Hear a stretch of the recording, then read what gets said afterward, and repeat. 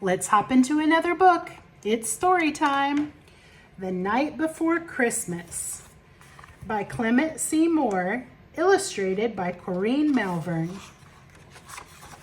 'Twas the night before Christmas, when all through the house not a creature was stirring, not even a mouse. The stockings were hung by the chimney with care, in hopes that St. Nicholas soon would be there.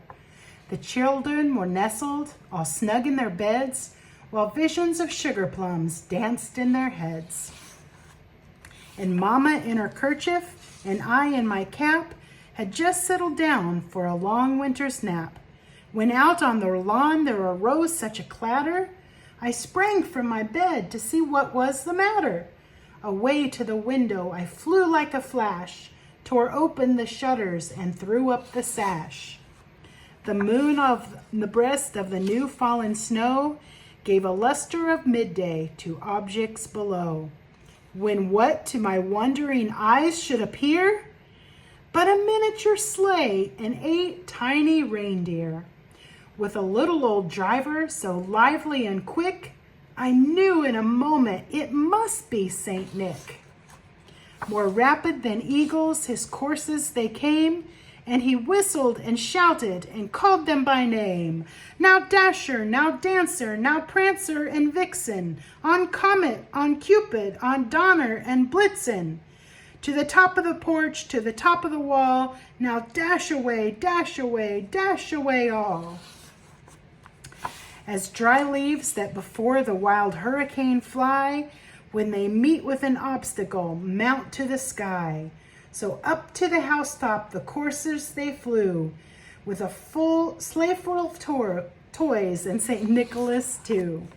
And then in a twinkle I heard on the roof the prancing and pawing of each little hoof. As I drew in my head and was turning around, down the chimney St. Nicholas came with a bound. He was dressed all in fur from his head to his foot, and his clothes were all tarnished with ashes and soot. A bundle of toys he had flung on his back, and he looked like a peddler just opening his pack. His eyes how they twinkled, his dimples how merry, his cheeks were like roses, his nose like a cherry. His droll little mouth was drawn up like a bow, and the beard on his chin was white as snow. The stump of a pipe he held tight in his teeth, and the smoke, it encircled his head like a wreath.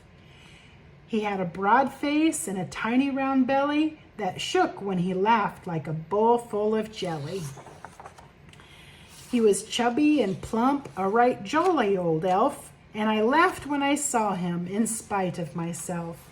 A wink of his eye and a twist of his head soon gave me to know I had nothing to dread.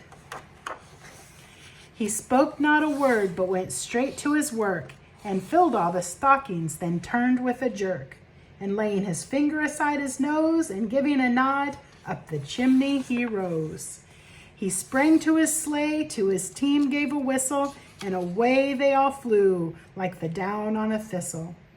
But I heard him exclaim, as he drove out of sight, "Happy Christmas to all, and to all a good night." And that's the end. Until we read again, Merry Christmas.